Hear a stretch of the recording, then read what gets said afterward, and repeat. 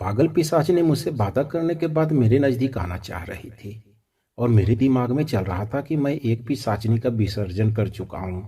फिर भी वो मेरा पीछा नहीं छोड़ रही है और कहीं इस पागल पिशाचनी को मुझसे गहरा प्यार हो गया तो मुझे पिशाच बनने से पागल बाबा भी नहीं रोक सकते। तभी मैं बोला, संक्रेता एक बात बोलूं?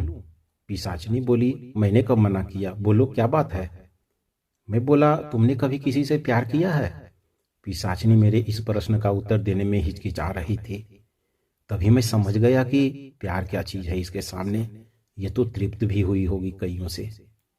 मैं बोला, संक्रेता चुनाव में अभी 14 दिन बचे हुए हैं और मैं जानता हूं कि चुनाव में तुम्हारी जीत सुनिश्चित करने के लिए हमें अधिक परिश्रम करनी होगी, क्योंकि तुम्हारी वर्चस्व दंत्रिका देवी से बहुत ही कम है। उस दंत्रिका देवी के सामने तुम्हारी औकात कुछ भी नहीं है। अगर वो दंत्रिका देवी चुनाव में भाग नहीं लेगी तभी तुम्हारी जीत पक्की होगी, और अगर वो चुनाव में भाग ले लिया तो तुमको चुनाव जीतना बहुत ही मुश्किल होगा। इतने में पिशाचिनी बोली, तुम तो बोल रहे थे कि हमें कोई नहीं हरा सकता, तो फिर अब क्या हो गया? मैं बोला, कुछ भी नहीं हुआ है संक्रेता, जीतने के लिए एक काम करनी होगी हम लोगों को। पिशाचिनी बोली, क्या करना होगा बताओ, मैं कुछ भी करने के लिए तैयार हूँ। मैं बोला, अपहरण। मेरी बातों को सुनकर पिशाचिनी हैरत से मुझे देखते हुए बोली, अपहरण? मगर किसका? वो कौन है जिसको उठाना है? मैं बोला, दंत्रिका देवी को। पिशाचिनी बोली, मतलब राजमाता का तुम अपहरण करोगे? पता भी है तुमको क्या बोल रहे हो? दंत्रिका देवी के अपहरण के बारे में सोचना भी मत, क्योंकि उसके पास कोई भी पहुंच नहीं सकता। किसी को भी पता नहीं है कि राजमाता कहाँ रहती है। मैं बोला, लेकिन तुमको तो पता होगा क्योंकि तुम उसके खासम खास हो। पिशाचिनी बोली, नहीं मुझे भी नहीं पता है उसके बारे में कि वो कहाँ रहती है। मैं बोला, लेकिन तुम तो उसके साथ हमेशा रहती थी। पिशाचिनी बोली, हाँ रहती थी, लेकिन मैं वहां किस रास्ते से पहुंचती थी और किस रास्ते से निकलती थी ये मुझे पता नहीं है। उस दरबार में पहुंचने से पहले ही मेरी आंखें अपने आप बंद हो जाती थी, और जब दंत्रिका देवी के सामने पहुंचती थी तो मेरी आंखें अपने आप खुल जाती थी। वो जिस जगह पर रहती है वो जगह बहुत ही अद्भुत है सुरेश। कोई नहीं जानता उस जगह के बारे में, और अगर कोई उस जगह पर पहुंच भी गया तो उसका लौटना मुश्किल होगा। मैं बोला, लेकिन कोई तो होगा जो उस जगह के बारे में जानता हो। संक्रेता, तुमको बहुत जल्द ये पता करना होगा कि उस अदृश्य जगह के बारे में कौन जानता है। मेरी बातों को सुनकर पिशाचिनी अपने दिमाग पर जोर डालकर कुछ देर तक मौन धारण कर सोचने लगी। अचानक पागल पिशाचिनी मेरे नजदीक आकर धीरे से बोली, सुरेश, उस जगह के बारे में शायद उस पिशाचिनी को पता होगा। मैं बोला, कौन है वो? पिशाचिनी बोली, तुम नहीं जानते हो उसको। मैं बोला, ठीक है मैं नहीं जानता हूँ उसके बारे में, लेकिन तुम तो जानती हो उसके बारे में। तुम उसे बहुत जल्द मिलकर उस अदृश्य जगह के बारे में पता करो, और अगर वो उस जगह के बारे में बताना नहीं चाहे तो उसे भी उठा लो। पिशाचिनी बोली, तुम कैसी बातें कर रहे हो सुरेश? ठीक है, अगर हमें पता भी चल गया कि दंत्रिका देवी किस जगह पर रहती है तो हम उसका अपहरण करके रखेंगे कहाँ? मैं बोला, वो सब तुम मेरे ऊपर छोड़ दो, सिर्फ मुझे यह बताओ कि दंत्रिका देवी कहाँ मिलेगी। अगर दंत्रिका देवी को पर्चा भरने से नहीं रोका गया तो तुम इस पिशाचिनी लोक के राजमाता की सिंहासन पर कदापि नहीं बैठ सकती। मेरी बातों को सुनकर पिशाचिनी कुछ देर तक अपने सिर को पकड़कर बैठी रही। तभी मैं बोला, यह बैठकर सोचने का वक्त नहीं है संक्रेता, बैठकर सोचने वालों की जीत नहीं होती। तभी पिशाचिनी बोली, ठीक है तुम यहीं पर रुको, मैं आती हूँ उससे मिलकर। मैं बोला, क्यों, मैं क्यों नहीं जा सकता? पिशाचिनी बोली, क्योंकि पूरा पिशाचिनी लोग इस बात से अवगत है कि मैं कोप भवन में तुम्हारी वजह से हूँ, और तुम्हारे साथ कोई देख लेगा तो हम दोनों शक के घेरे में आ जाएंगे, और सिंहासन तो क्या, मुझे एक टूटी हुई कुर्सी भी नसीब नहीं हो गई इस पिशाचिनी लोक में। मैं प्यार से उस पिशाचिनी को देखते हुए बोला, कुछ नहीं होगा मेरी जान, ये सब मैं संभाल लूंगा। मेरे द्वारा पिशाचिनी को जान कहकर संबोधित करते ही वो पिशाचिनी मेरे से चिपकने के लिए मेरे पास आने लगी। मैं उससे दूरी बनाते हुए दरवाजे की ओर जाते हुए बोला, चलो अभी चलते हैं उससे मिलने के लिए, क्योंकि आधी रात होने के कारण कोई हम लोग को देख भी नहीं सकता।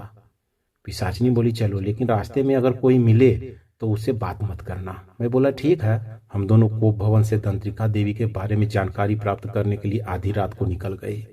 कोप भवन के मुख्य द्वार के बाहर आते ही अचानक पिशाचिनी हमें पीछे से पकड़कर उड़ गई।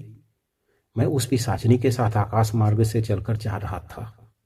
रास्ते में मैं बोला, देखो संक्रेता, ये जो अचानक हमें लेकर उड़ने लगी फिर कभी मत करना, क्योंकि मुझे आसमान में उड़ना पसंद नहीं है। और तुम ये किधर लेकर जा रहे हो? मुझे कुछ भी दिखाई नहीं दे रहा है। इतना बोलते ही हम दोनों उस दरवाजे पर पहुंच गए। दरवाजा अंदर से बंद था, लेकिन अंदर से अजीब तरह की आवाजें आ रही थी। कोई स्त्री बहुत ही जोर जोर से कराहती तो कभी सिसकती। मैं दरवाजे के पास खड़ा होकर उसे खोलने का जुगाड़ लगा रहा था। तभी मैं देखा कि अंदर की आवाज को सुनकर पागल पिशाचनी अजीब हरकत करने लगी। उसकी हरकतें इतनी खतरनाक थी कि मेरे जगह कोई दूसरा पुरुष होता तो वो भी उसके साथ करने लगता। लेकिन मैं अपने काम भाव पर नियंत्रण करके दरवाजा को खोलने का प्रयास करता रहा। कुछ देर के बाद पागल पिशाचनी मेरे पास आकर जबरदस्ती करने लगी। तभी मैं उसको याद दिलाते हुए बोला, संक्रिता, तुम किसी के बहकावे में आकर अपने लक्ष्य से भाग रही हो, और मैं तुमको पहले ही बता चुका हूं कि जब तक तुम इस पिशाचिनी लोग के राजमाता के सिंहासन पर ना हो जाओ, मैं तुम्हारे साथ ये सब नहीं करूंगा। मेरी बातों को सुनकर पिशाचिनी धीरे धीरे शांत होने लगी और कुछ ही देर में वो बिल्कुल सामान्य हो गई और वो दरवाजा भी अपने आप खुल गया और पिशाचिनी दरवाजा के अंदर प्रवेश कर गई और मैं बाहर ही बैठकर उसके लौटने का इंतजार करने लगा। कुछ देर इंतजार करने के बाद पागल पिशाचिनी बाहर निकली और बोली, सुरेश, इस वक्त वो शयन कक्ष में विश्राम कर रही है। ब्रह्म मुहूर्त तक उनके जागने का इंतजार करना होगा। चलो अंदर चलकर बैठें।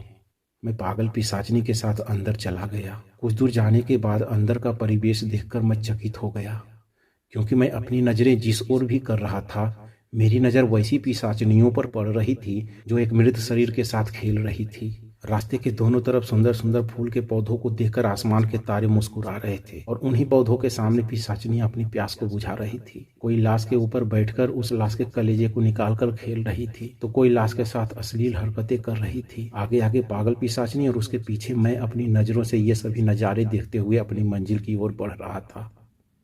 तभी मैं बोला, संक्रिता, ये तुम कहाँ लेकर आ गई हो और ये सब क्या है? तुम्हारी बिरादरी वाले इस प्रकार की हरकतें क्या रोज करती है? तुम भी अपना भोजन यहीं पर आकर करती हो क्या? मेरे मुंह से इस बात को सुनकर पागल पिशाचिनी भड़कते हुए बोली, सुरेश, हाथ में रहकर बातें किया करो, बिना सोचे समझे कुछ भी बोल देते हो। क्या मुझे देखकर ऐसा प्रतीत होता है कि मैं इन लोगों के जाति बिरादरी से हूं? मैं बोला, क्यों नहीं? अरे तुम भी पिशाचिनी और ये लोग भी पिशाचिनी, कोई फर्क नहीं है तुझ में और इसमें। पिशाचिनी बोली, फर्क है, तभी तो मैं राजमाता के साथ राजमहल में रहती हूँ और ये लोग फुटपाथ पर रहने को मजबूर हैं। छोड़ो इन सब बातों को, वो रहा शयन कक्ष जहाँ वो पिशाचिनी घोर निद्रा में पड़ी हुई है। ब्रह्म मुहूर्त तो होने ही वाली है। कुछ ही देर में शयन कक्ष से वो पिशाचिनी बाहर निकलेगी। जब तक हम लोग इसी चबूतरे पर बैठकर उसके जागने का इंतजार करेंगे। उस पागल पिशाचिनी के साथ बैठकर ब्रह्म मुहूर्त में उस पिशाचिनी के जागने का इंतजार कर रहा था, जिसके जरिए मैं तंत्रिका देवी तक पहुंचता।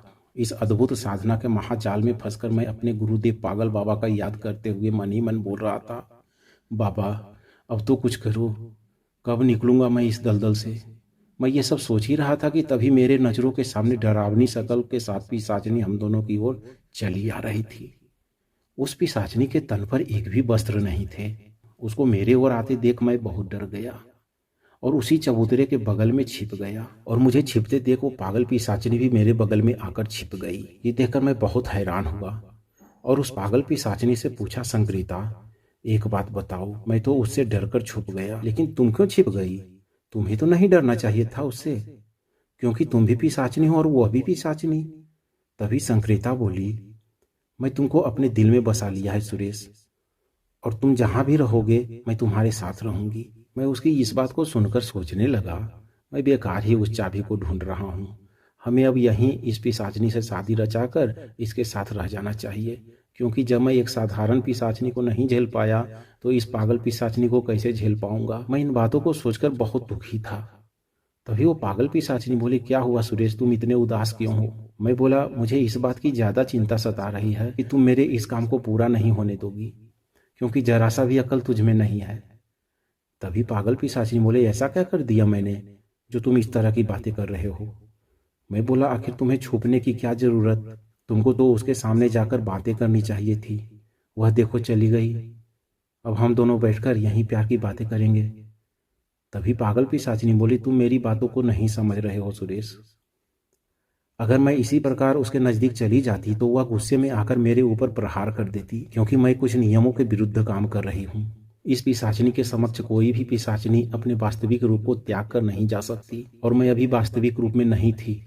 वो कहीं नहीं गई है, वो अभी इस समय स्नान करने के लिए अपने तालाब में गई है। स्नान करके पुनः वापस इसी रास्ते से लौटेगी। उस समय वह अपनी वास्तविक रूप में नहीं दिखेगी। तभी हम दोनों उस पिशाचिनी से मिलेंगे और अपनी बातों को उसके सामने रखेंगे। मैं बोला, जैसी तुम्हारी मर्जी।